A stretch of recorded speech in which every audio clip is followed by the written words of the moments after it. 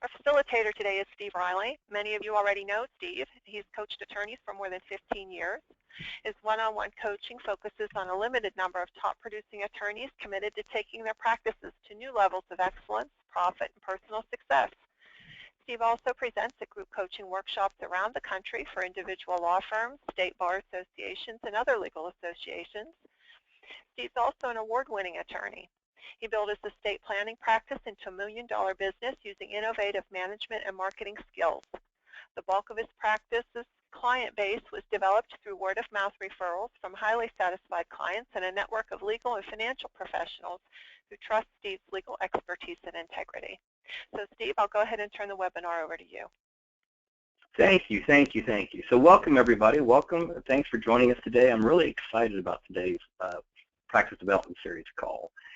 The purpose of today's webinar, or Practice Development Series call, is really twofold. Number one is to encourage you to explore ways that you can expand your personal horizons in your practice by thinking about what possible innovations that you could create within your practice. The 4 attorneys that we have on the call today have done some really pretty amazing things. And so I'm really excited to have them and to highlight the innovations that they've done. And the purpose of the call is to really go through the innovations, and each one of these participants of today's call are active participants in the Dominate Your Market program. And I want to explain that just briefly for a moment, because you have to have a context of what these attorneys committed to doing. So the Dominate Your Market program is really a program that is helping a law firm look at how to become the dominant player in their niche or in their field. And one of the big challenges that we laid down, and it's number 5 on your screen, is to encourage the lawyers that are participating and committing to the Dominate Your Market program, is to create either a marketing or production innovation. Now, the distinction here is not an improvement. It's not an improvement. It's something that they're doing in the marketplace that no one else is really doing, and I would consider it an innovation. It's an innovative approach. So each one of the lawyers have done something very innovative. And the reason that we're encouraging innovation is what we're seeing right now, and as most of you know, we're celebrating our 25th year. What we're seeing is that most of the innovations that are occurring outside the industry to the industry. So we're not seeing a lot of innovation occurring in the industry. We're not seeing a lot of creative thinking. We're not seeing lawyers take risks. We're not seeing lawyers do anything that I would consider particularly innovative. So it's really fantastic to have 4 lawyers that are each doing something, in my opinion, unique and innovative in their practices. Number 2 is I think most of the lawyers are just too busy practicing to think play for innovation. A lot of lawyers, I think, are kind of stuck on waiting for a muse to come to them and give them an innovative idea, and it doesn't work that way in my experience. So you actually have to work towards innovations. You don't have that spark of insight that opens up $1 million business. It's usually something that you have to work on over time. So each one of these lawyers have taken an idea and moved it forward. So we'll spend approximately 10 to 15 minutes with each of the attorneys. We're going to have about 10 minutes towards the end of the call. So if you have any questions for any of the instructors, so to speak, or any of our guests, don't hesitate to ask. Now, each of the lawyers, we have 4, and I think each of these lawyers, in my opinion, represent, I would say, the upper 5% of the marketplace. We're very lucky, you guys are very lucky to be on the call with them, because each one of them, like I said, has done something very creative, something innovative. And when you look at it, by any standard before going for the innovation, each of these lawyers were very successful in their marketplace. They already were successful by any of the standards that any of their peers would apply, any standards that I would apply, and so each of these innovations have come beyond what they were already doing. So each of the innovations were not necessary for them, but allowed them to do something very unique and very creative. So each one, two of the 4, I think, have easily created ancillary businesses that were born out of what they were doing in their practice. One has created an app in the elder law industry, in the elder law field, that I think is totally fantastic. And then we also have one that has taken some of the loves of his life, love of technology, love of Apple products, and love of Disney and love getting people together and create a unique conference. So each one of these is very, very, very unique in their own way. So what I'd like to do is lead with Joe Siegel. Now, Joe is a very successful real estate lawyer. I think anyone that's heard Joe talk will be inspired by some of the things that he does. But one of the things I really love about Joe is that Joe executes. And when he gets assigned homework out of the Dominate Your Market program, the guy executes. He doesn't explain to me why he doesn't have time. He doesn't explain to me how it's too hard. He doesn't explain to me all the reasons he can't do it. He just gets it done. So, Joe, welcome to the call. Welcome to the call. Thank you for having me. So it's just a great pleasure here. So you have several really cool innovations here. And the one that I really would like you to start with, so why don't you talk about your websites briefly, and then we'll pull up Timeshare Pro and have you focus on that for a few minutes. Does that work for you? Yeah, that works. Yeah. Okay, great.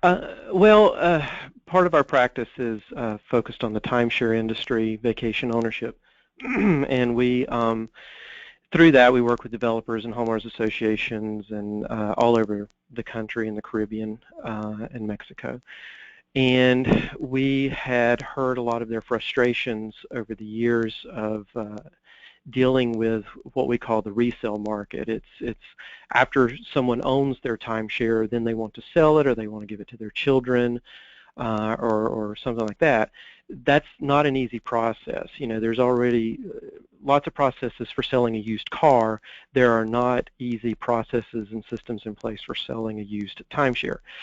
So hearing the frustrations from our clients and customers and everyone else around, we said, okay, well, a lot of this is just form paperwork, and that can be streamlined because that process was very time-consuming to create documents, and then you would mail the documents out all over the country to where the buyers and sellers were, and then wait for it to come back, and then you would enter the data, and then you would create more documents and send more documents out, and then get those back, and then you would enter more data and send them out. So we decided to come up with cloud-based applications that could handle this. So Timeshare Pro Plus is sort of our Microsoft Office. It's our suite of products. It's the overall brand name for that all the products fall under. And so it's Timeshare Pro Plus. We always call it TPP in the office when we talk about TPP. And so that then grew out. TPP saves you time, paper, and postage in the timeshare resale process. So under Timeshare Pro Plus, which is the main program, we have the owner-to-owner module, which is usually designed for resorts and branded with their brand in their own website, but it allows their owners to go in and enter data to create the documents to start the resale transfer process with that resort. And then we have other modules under. We have Request My Estoppel and we have Jiffy Docs and all these other programs that have sort of grown up underneath it over the past couple of years. But they all work together for different people, whether it's real estate brokers, whether it's the developer owner services department, or the homeowners association's management company, or the owners themselves. They provide tools for each one of those segments related to the resale transfer process to handle the process faster and cheaper than they've ever handled it in the past. Now, from your viewpoint, I just want to check in one thing. So you actually are allowing some of your clients, which are developers, to use this as a backstage for their process. So it's kind of like a plug and play for them as well. Is that what I heard? Yes. The way it was initially programmed, it was on an old programming platform, and we have over the past year had it completely rewritten, reprogrammed, so that it's called an API. It's a program that can run inside their websites seamlessly, and it's branded with that resort's brand. It goes to their website, and everything's handled there. And our biggest customers right now are management companies who manage these resorts all over the country in the Caribbean and Mexico. And most of the management companies are using it, and they're branding it either with their management company or they're branding it with the resorts themselves. And what it has done is since we're also a title agency and a law firm, it has generated even more work for us, because a lot of the times we handle the deed preparation, we handle the title searching, we issue the title insurance in states, jurisdictions where we can, and in most states we have the licensing and ability to do that. And so it's generated more work for us, but it's not, that wasn't the original intent. I mean, this can be any other title agency or attorney can use this program, and that's one of our big pushes now, is to start working with attorneys and other title agencies who also work in the same industry to say, hey, if you have a resort that you do a lot of work for, we can set it up to where they go to your website and you handle the work, and we just get paid a per transaction fee. And most of the time that per transaction fee is not even paid by the resort or the attorney or the title agency or the real estate broker who's using us. It's paid by the owner and the seller as a cost of closing. It's just a service fee that they pay for the processing of their documents electronically. So. And I thought that was one of the other innovative things that you did, is instead of having a kind of like a buffet pricing model, that you gave really a simple pricing model for per use pricing, which I thought was pretty, I think in itself is pretty darn innovative. Let's switch over to, anything you want to say about that before I switch over to the Just Deeds site? Go to Just Deeds. Okay. Just Deeds grew out of, a lot of people just needed a deed. They would call us and say, I just need a deed for my timeshare. So we came up with justdeeds.com. And that feeds back to us as well. People, they place their order. And I'm licensed in 4 states. My partner's licensed in 7. So we can prepare, and fortunately, those states are where the largest concentration of timeshares are in the United States, except for California. But we can prepare the deeds in-house 9 times out of 10 and just take care of it. But this is a platform where people, they pay a flat fee, they come in, and it's also an a la carte service. The more services you need, sort of like flying Spirit Airlines, if you want to carry on your luggage, you're going to pay more. If you need us to find your old deed, you're going to pay a little bit more than that. And we have 2 front-facing sites for that. We have justdeeds.info and justdeeds.com. Justdeeds.info, and anything that ends in the .info for us, those sites are informational sites about what the actual sites do.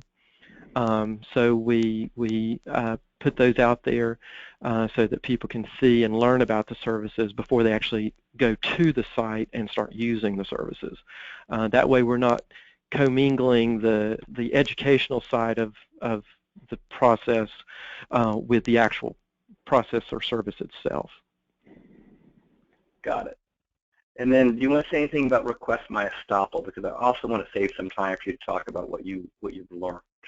Yeah, just real quick, Request My Estoppel, I sort of put this out there because this is the actual site itself here, and then you'll see we have a video down there that you can click on, and it's through Vimeo, and we paid real actors, real producers and directors and writers to come up with a video that explains what Request My Estoppel is, and we have one of these for each of the sites. But Request My Estoppel is really for homeowners associations and management companies that people can come in and ask for an estoppel. But then we also have requestmyestoppel.info, which is the next page that you're seeing now. And this one has a video on it with a different actor that explains the background of the site, how we do security, how we check the buyer and the seller to make sure that they really exist and they're not fraudulent buyers or anything like that. And so this is our sort of educational site about the actual functioning site. because we found that we were getting a lot of questions of, well, what exactly is it that you do? So we wanted to create these separate sites that really explain it in detail. Yeah, this is terrific because you're front-loading all the education via video, which is very innovative, very cool. You're trying to do all your client education, your frequently asked questions via video, so you're not bogging you down in that and not bogging your team down in that. Exactly. So you did some really great work around lessons learned. So each speaker I've asked to share what's your lessons learned. Could you spend a minute or two talking to us about what some of these lessons were that you took away from creating this innovation, or innovations, I should say? Well, in Dominate Your Market, we had talked about your Mad Lab and how to develop an innovation and an idea, and we had sort of done it by accident.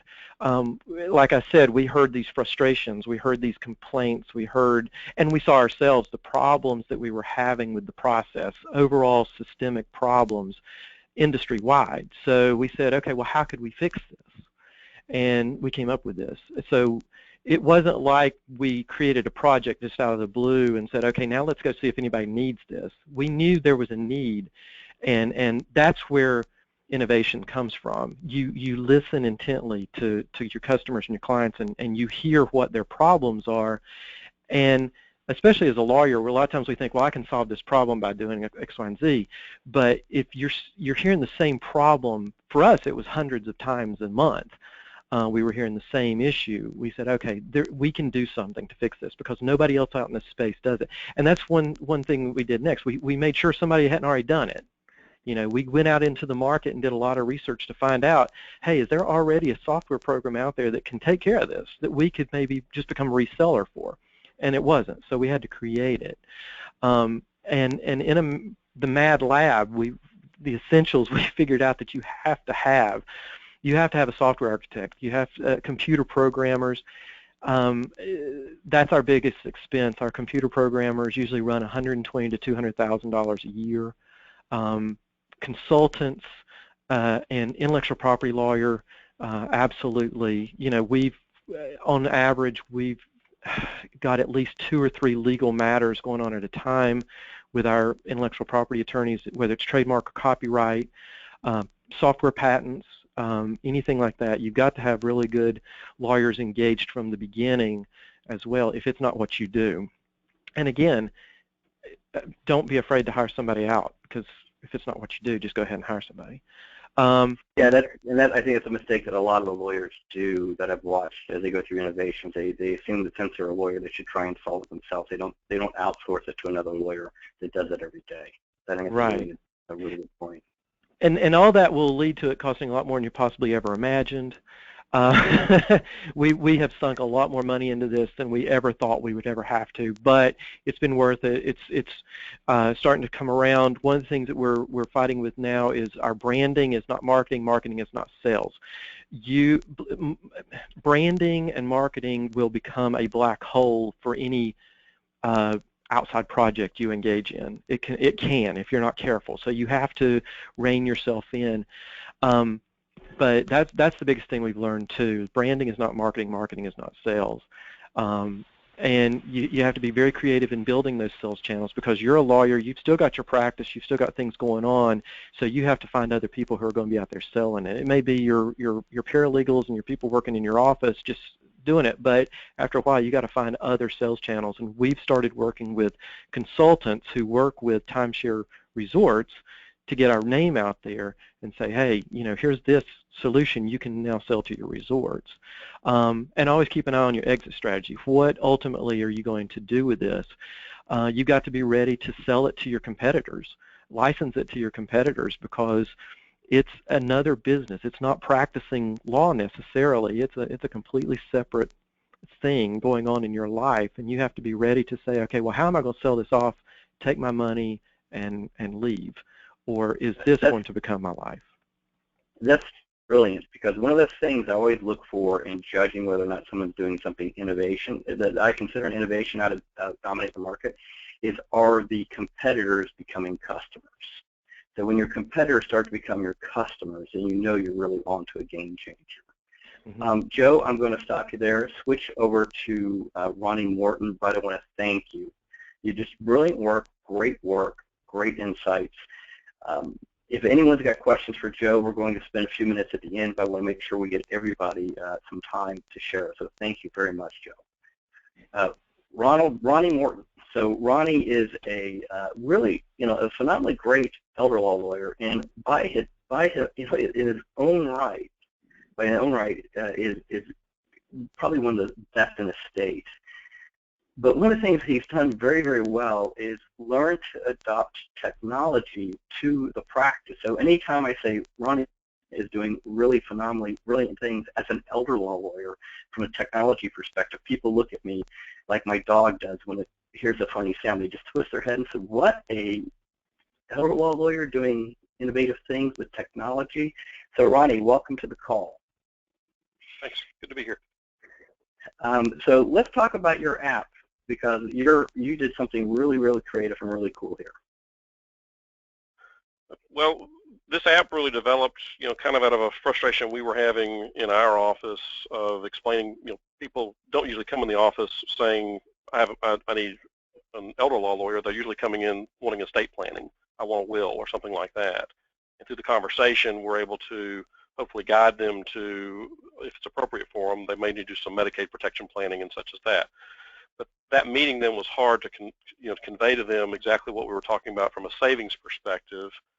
And so we developed a spreadsheet, just an Excel spreadsheet that would graph out savings and such, but that really wasn't practical on the fly basis in a client meeting to be able to convey that. And so I started thinking, well, it would be really nice to be able to do this on an iPad, just plug some numbers in, and on an iPad then be able to show them their savings. And so we developed this app that actually does that. So the app has several modules to it, and those modules can grow. But with the app, it's a web-based app, so it's not an app that we have to get approved with Apple or anything like that. It's basically it's a hyperlinking to a web page, very easy to change and such.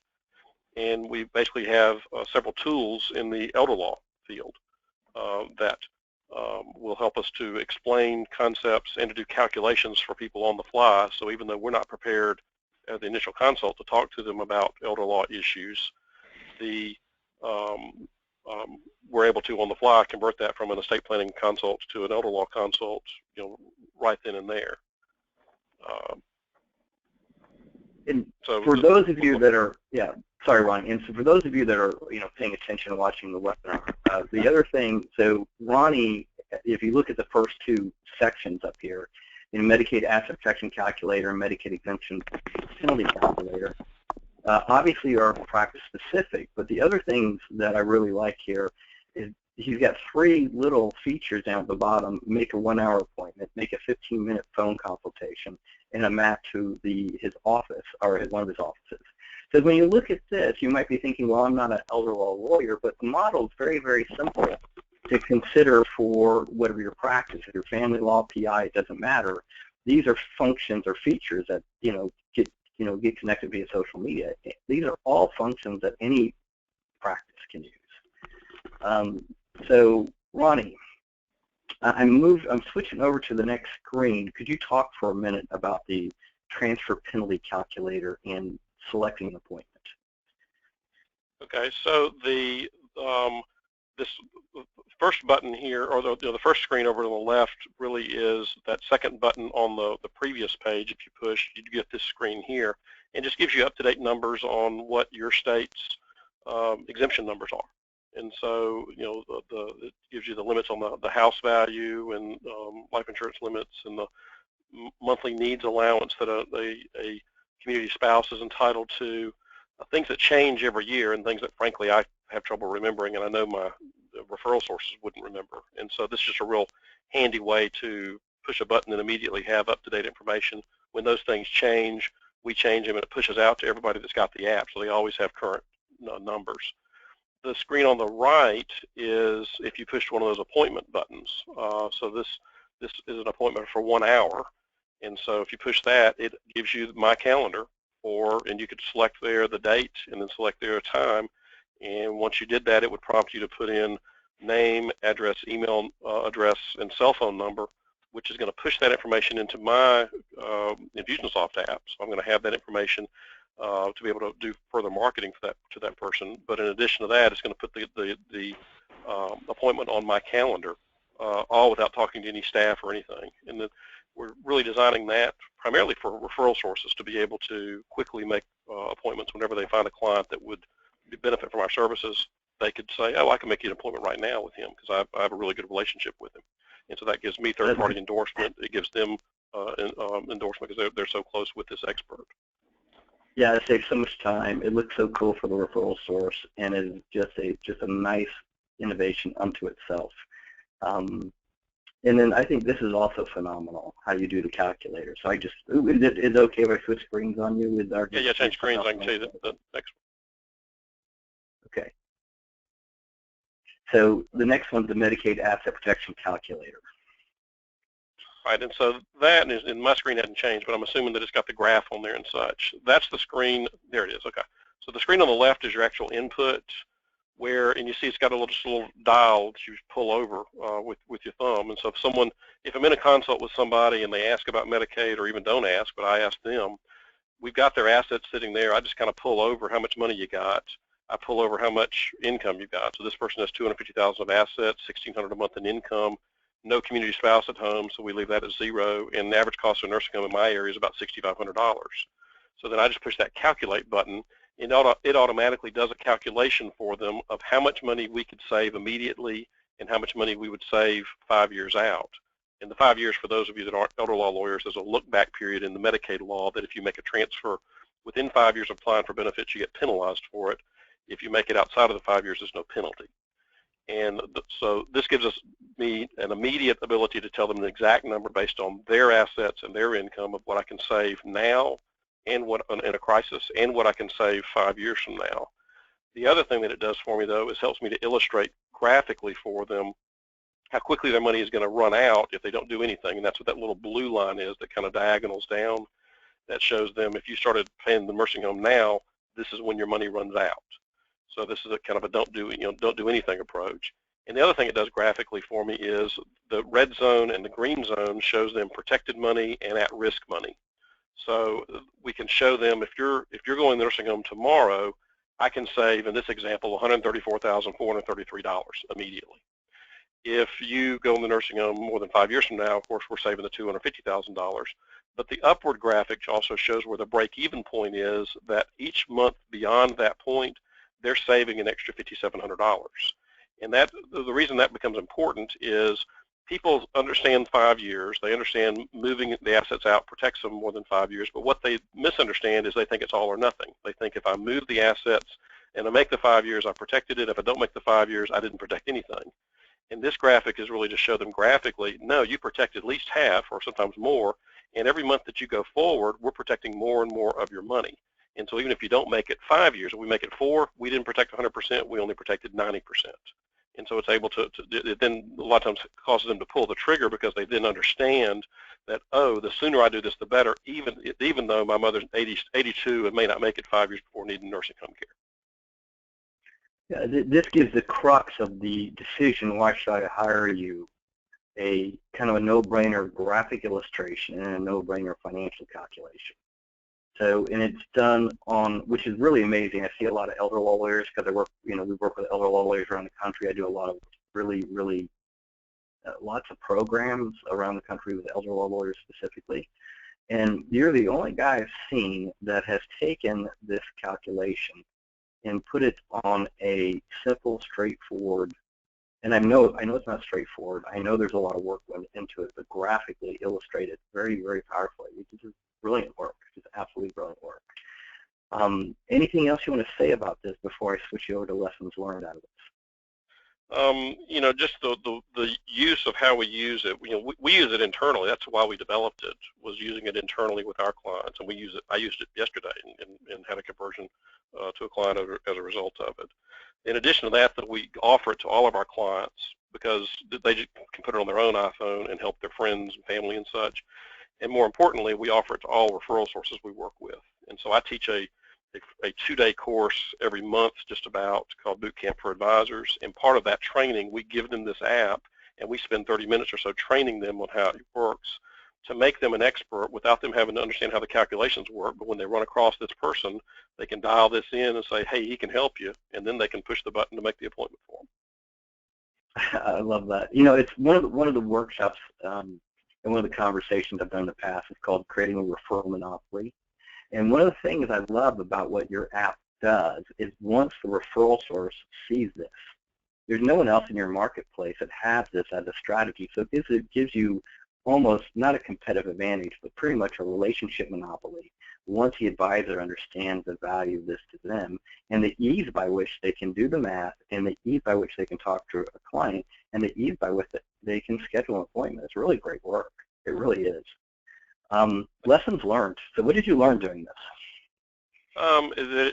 It takes a lot of time and costs a lot of money. This started off as just an internal, tool for our office, and then after I kind of showed it to some folks like you and some of the DYM folks, I got lots of people saying, hey, you ought to market this, which I hadn't really thought of. I said, okay, well, maybe I should do that. And so we kind of developed it. It's for the lawyer marketplace and kind of marketed it there. But and the value add is pretty apparent to me at least. But one of the things we discovered in marketing this to lawyers is that they're kind of slow to recognize value of technology. And so I think we marketed the app at $1,000 a year licensing fee, which again yesterday I converted someone from a $1,000 plan to an $8,000 plan using the app. So that to me it seemed like a no-brainer, but for most lawyers, they thought it was too expensive. And part of that is the fact that it's an app, and we're trained as consumers to think apps are inexpensive. And so that was a resistance as far as trying to develop this into a separate business, if you will.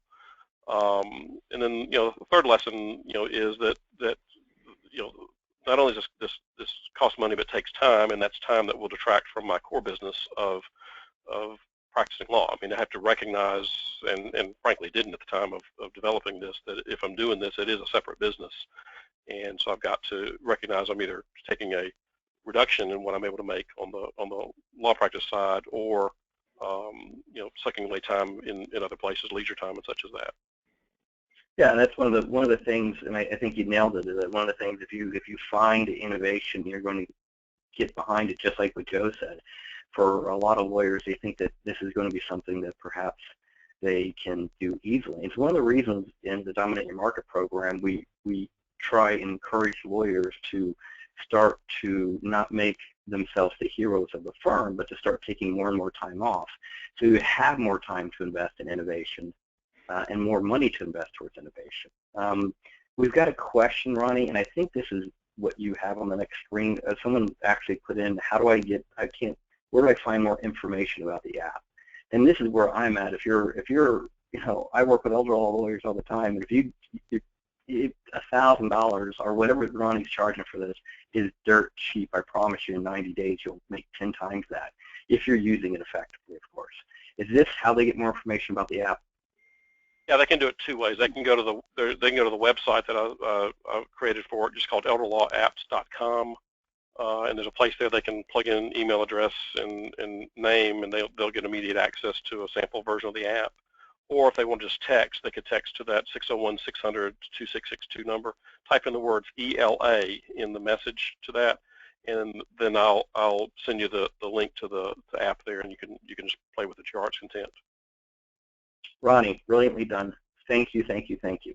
Thank you. Once again, if you've got any questions for Ronnie, I want to make sure I get plenty of time, plenty of time for other speakers. So if you have any questions for Ronnie, we'll have some time at the end that you can ask questions. So perfect.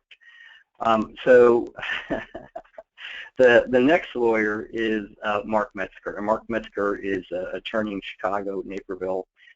And one of the things that he's done is created a very, very streamlined and effective way of doing straightforward real estate closings that have made him very competitive and allow him to be very competitive from a pricing perspective in the marketplace. And I know that he's spent a lot of time and work on this, but it's been a game changer for him in his local marketplace. So Mark, welcome to the call. Well, thank you, Steve. I feel like we're now moving to the junior varsity.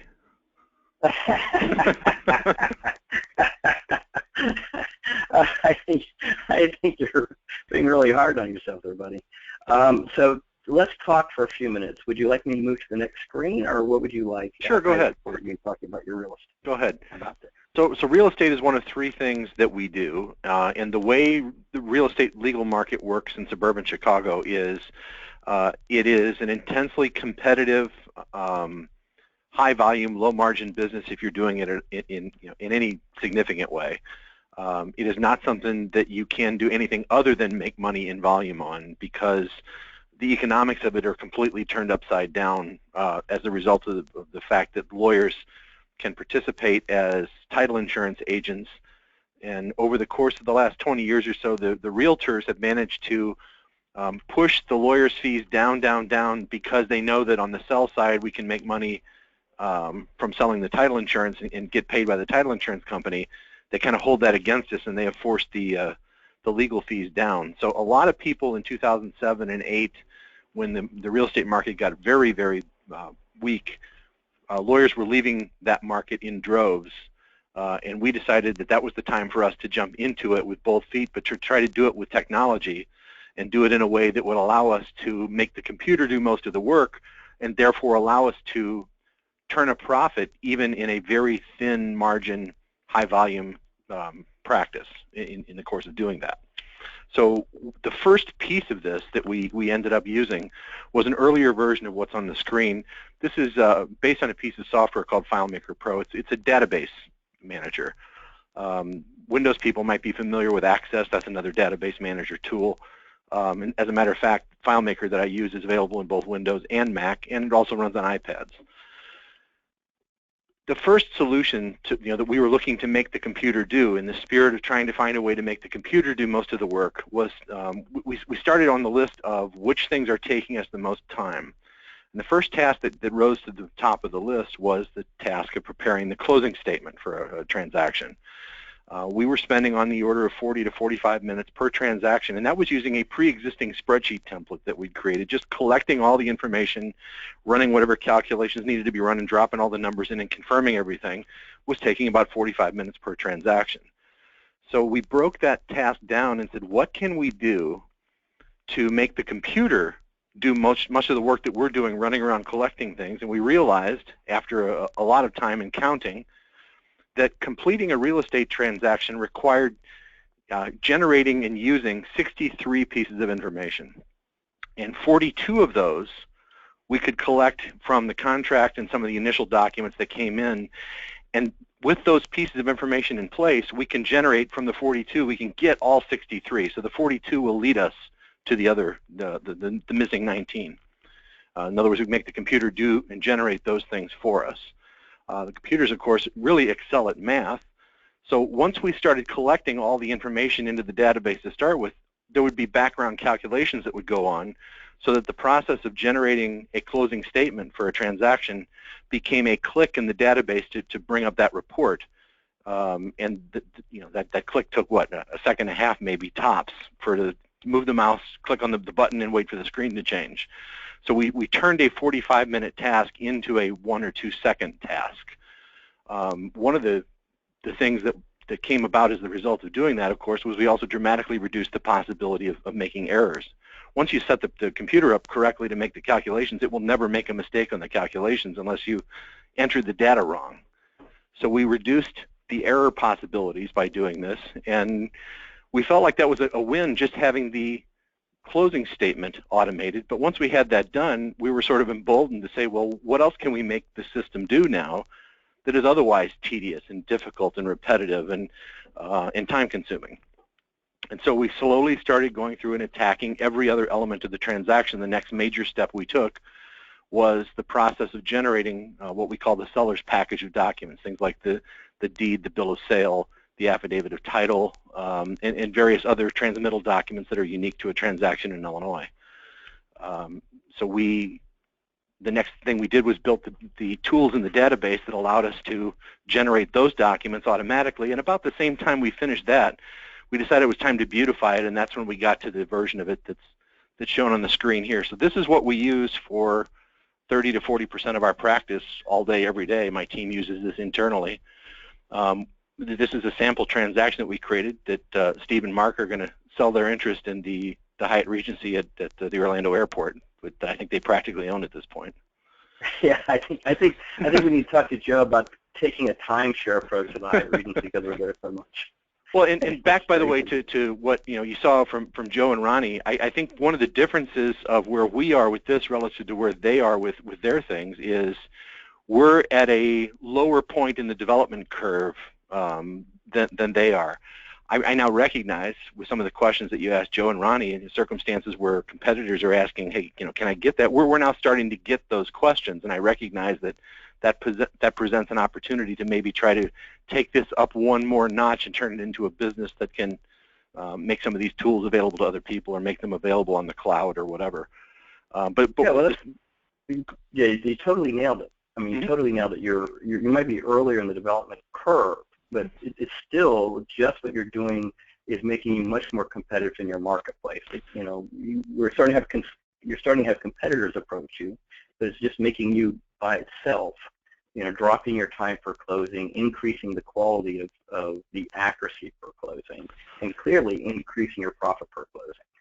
So what we've got on this screen now is, you'll notice there's tabs across the top, info from contract. Literally every box on that screen, every field is collected from the contract when it comes to us. The contacts tab has all the information associated with getting in touch with our client or the realtor or the lender if we're representing the buyer. And we give ourselves one-click access. We've added things to this over the course of time. So if I need to email the client and the realtor together, I can click one button. It generates an email message automatically addressed to all those people with the correct subject matter line filled in and the cursor flashing and ready to go in the body of the email so we can type it in, hit send, and move on. The rest of the next several series of tabs, deed, tax bill, payoffs, those collect information that we need to generate the seller's package of documents. The payoffs is the information we get from the lender to pay off the existing mortgage loan. Title cleans up the rest of the title charges that make their way onto the seller's statement. The lender is just contact information for the lender. The HOA in the city keeps track of documents that we need to collect to allow the transaction to occur. Various different people need to sign off on or give us letters. Those estoppel letters that Joe was describing is something we deal with in the context of a homeowners association. And then at some part we started to play with it, like this big map you see here that shows the Orlando airport and the pin that's dropped in there, the red pin. If you click on that in the live version of the database, it takes you to the Google Map Street View. So it'll show you the picture of the home from the Google Street View cameras, and also give you an interactive map so you can pull backwards. And we've actually used that at closings where we'll look at the survey and it's not clear what's being depicted on part of the survey. Oftentimes the satellite image that's available from Google will answer that question. So we gave ourselves one-click access to do that, and that actually takes you to the Map View tab is what that is. Trust Seller is a tab we added because we needed some other documents to be generated on the fly, and we needed to make the system generate those because we didn't want to type them ourselves. So we started using that as a catch-all resource. I think probably, go ahead. So I need to do is bring you to lessons learned. Like what's the takeaway for you out of this process? Well, I think there's two big ones. Number one is if you look for it in the practice of law, there are lots and lots of circumstances where you are using and reusing the same chunk of information over and over and over, and sometimes in different ways, but sometimes in exactly the same way that you collected it. A database is a wonderful tool to do that because it never gets bored of completing the task. It will never complete the task incorrectly once you teach it to do it correctly, and it will complete it much faster than any human can do it. What you have on the screen now is a form that the state of Illinois requires that we prepare as part of a closing package to do the transfer tax. This is basically the sales tax on a house. In some states you'll hear it referred to as stamp tax. This was one of the last remaining loopholes that we were dealing with. We could generate the seller's documents, and put them in the word processor and do the final edits that were necessary when that was required. But there was still the matter of how do we get the government forms filled out, and the aha moment that we had on these was to scan the government form into the computer using a scanner and put that form in the background of the database screen and then just lay the fields that contained the information that we needed to fill out the form, and that's what you're seeing here, the 9300 Jeff Fuqua Boulevard, Orlando 32827. That's just the field data from the last screen. In a perfectly technical sense, what's happening is that the computer thinks it's printing that information on a layer above the layer that contains the picture of the form itself, but when we print the form to the rest of the world, it looks like we just filled out the form and typed on it. So that was another example of our ability to use and reuse that information over and over and over again. The second kind of takeaway, I think, from our point of view on this is this has made the most time-consuming tasks of this practice, namely the preparation and confirmation that the documents are prepared correctly, something that we can do nearly instantaneously, and more importantly, with almost no input from the attorney, because it's not possible for the staff to mess things up other than putting data into the fields. Yeah, and the only mess up they can make is incorrect data in, which will populate the fields incorrectly. Correct. 2 questions, then I'm going to turn to Mr. Medina. So if you could quantify the amount of time that it has reduced for your staff per file, before the system and after the system, what do you think that would be? We save a minimum of 2 to 3 hours per file, and probably more because of doing this.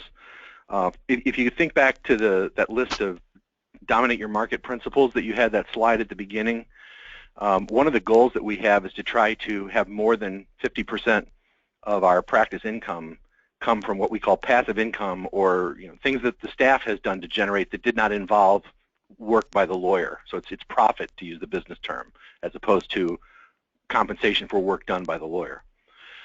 This has caused, using this system, for the summer quarter, which was the most, it's always the biggest quarter for real estate in Northern Illinois.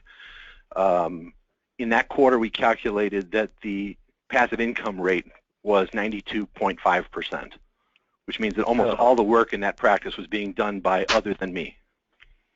That's fabulous. Absolutely fabulous, bud. Congratulations. Thanks. Absolutely congratulations.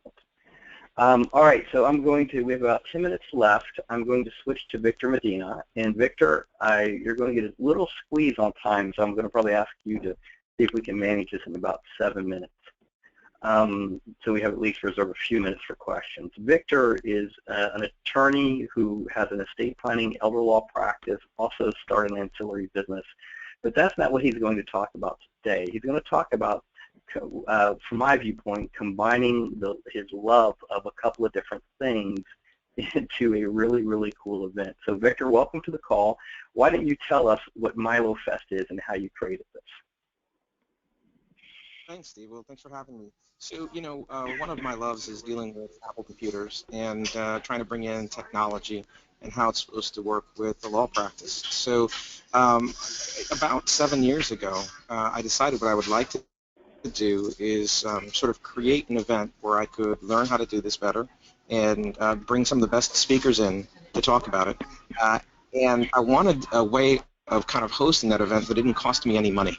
So I figured if I could put on a conference and invite my friends and help them to help pay for it, it would be a way of kind of getting people around who also care about this and joining forces to kind of learn more about technology. And that was the birth of the MILOfest conference. From the beginning, we've hosted it on the Disney World properties in Florida, which makes it a fun event for people to go to and bring their families to, and extend the break into something more than just a technological attorney conference. And it also makes the planning easier for me. I just have to focus on a couple of things. I have to focus on creating an agenda that is worthwhile for people to come and invest and bring time and money and come to the conference. And I have to match that agenda with great speakers. And that's made it, a fun thing to do, especially as we get into 6 or 7 years of it, so that we're not repeating topics and we're continuing to build on the conference. A few things stand out in terms of the development of this. The first is we're in a unique position where we see maybe 70% of the attendees are people that have been to prior MILOfest conferences, and that introduces an enormous amount of obligation on my part to make sure that we're continuing to give them value in coming in there, making the agenda something that's worthwhile for them to pay every year. And most of them also pay and register for the event sight unseen. So they'll just, they don't have the agenda. Once we announce it and open up registrations, they just pay and come because they have a lot of faith in my ability to put the agenda together. So I have great respect for that, and one of the things that I obsess about is making sure that the agenda is great and the time is great, and it's developed over the years into a set of best practices. So from the beginning, in the beginning we had 14 sessions over 2 days, which was just way too much for anybody to take. We've stretched that into about 2.5 days. And we've built in a lot more space for people to share ideas with each other. I think there is a phenomenon within attorneys where we're all feeling a little bit lost about what it is we're doing on technology. Sometimes it outpaces our knowledge. Sometimes it's feels like we could be doing it better, doing more with it. And so if we build in the space for people to share ideas, not just from the podium in terms of the lectures and the sessions, but also with each other, it increases the knowledge and the information that's shared. And even the way that we structure the agenda. So this year we have, you see on the documents up on the screen, we're talking about the life cycle of a law firm. We've always introduced topics that go beyond just technology and using programs. So we'll talk about how to be responsibly connected to the internet. We'll talk about some of the neural pathways and how to better that. We'll deal with practice management things. We'll deal with general productivity principles. I was really amused to see Ronnie's screenshot because it looked like in his mail inbox he had about 2,500 unread emails, and that would drive me absolutely crazy. But if you're into like Inbox Zero and good management of email technologies, like this year we've got a guy named David Sparks who's one of the foremost authorities on productivity. It happens to be he's also a lawyer, and thankfully he's a Disney file. So we're able to bring him in and have him come and talk about productivity and completing tasks and how to use tools and just principles and how to get this stuff that even if you're not a full-blown Mac and Apple user, you get a lot out of these conferences, just learning about different tools, whether it's just iPad stuff or anything else like that, you're able to import that in. And that's been some of the nice development of the technology and how the conferences matched is as we see these halo products like iPhones and Apple Watches and iPads, even for the people that are still using PCs in their office to do the hard, kind of heavy lifting work, they get something out of conferences like this as well. Got it. Very good.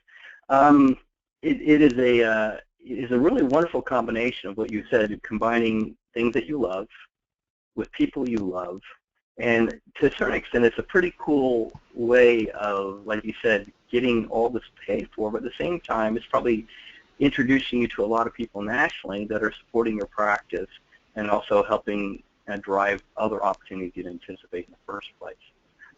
One of the things that you also were kind enough to offer was to let people that are interested, that are Atticus clients, come and register. So how would they do that if they were going to come and they're like, I'm an Apple guy, I love Apple, or I'm interested, or it sounds really intriguing. How would they register? Yeah, so MILOfest has got its own independent website. It's at MILOfest.com. So if you go to MILOFEST.com, in the upper right-hand corner, there's going to be a button that says register, and we run everything through Eventbrite. So if you go on to that site and start to fill it out, there's a little button in there for entering a promotional code. So what we did is we created a promotional code just for Atticus, and anybody who registers there is going to get $100 off of their registration. And I think that's just a good way to kind of recognize that not only are the people that come to MILOfest folks that we enjoy spending time with, but also the people that I've met in Atticus are people that would be great matches for MILOfest. So we really want to encourage people to come.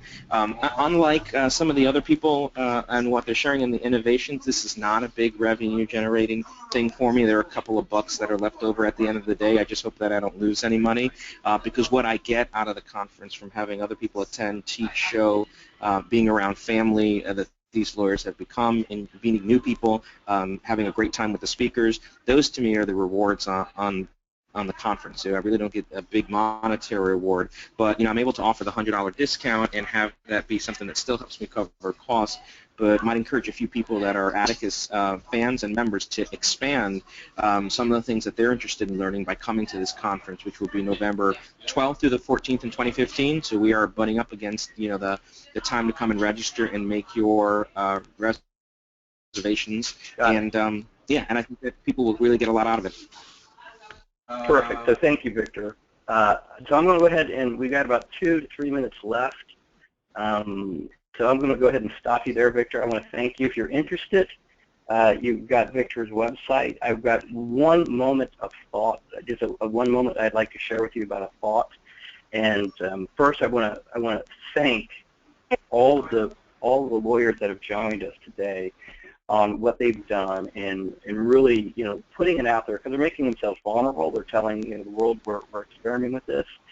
And, like Victor's saying, I'm not making a lot of money off of this, but there's a lot of different ways of getting paid. In my experience, for any lawyer that plays for innovation, it doesn't look like a lot of money on the front end, but there's other collateral benefits, strategic byproducts. There's things that come out of the process that really are exceptionally valuable that you don't anticipate until you start the process. So if you're scratching your head going, Steve was right, these guys are in the upper 5%, I could never do anything like that, I would encourage you to consider it, because most of you are putting the money and time in anyway. If you think about it, if you're going to practice for another 5 to 10 to 15 years, whatever your goal is, you're putting the time in and you're putting the money in. You just don't realize you're putting the money in. You're just spending the money differently than how these guys are. How you're spending the money is that you're making really, really poor mistakes in your practice. You're making bad hiring decisions, so think about what your last bad hire decision cost you. Think about what your last poor marketing decision cost you. Think about what your last poor branding cost you. Think about what things have cost you. And my argument is most lawyers are spending money anyhow, and they're spending the time. It's just a question of where are you spending the money and where are you spending the time.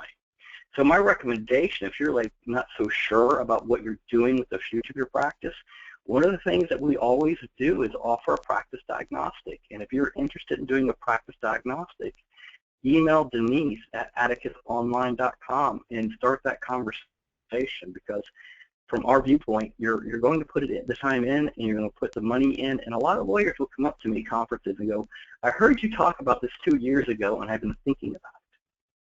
Thinking is the booby prize. Action is what matters. So thinking you learn nothing from. Only when you act do you learn. So I would really encourage you, if you're inspired or curious, I would really, really like to see those of you that are even on a scale of 1 to 10, 10 being excited, 1 being not interested, 5 and up. You should be playing for a diagnostic or having an inquiry with Denise about it. Those of you that are interested in the Dominate Your Market program, there's also a brochure that you can directly download. We're starting a new one of those in Dallas if you qualify and you're interested in getting in, so that brochure is also included in that. And Susan, I think we might be out of time.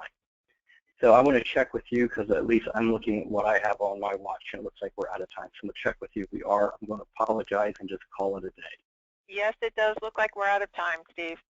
All right, we're out of time, so I apologize. If you've got a question, email Susan, and we can forward it to the speakers, and maybe you could connect with them via email. But, Joe, Mark, Ronnie, Victor, thank you.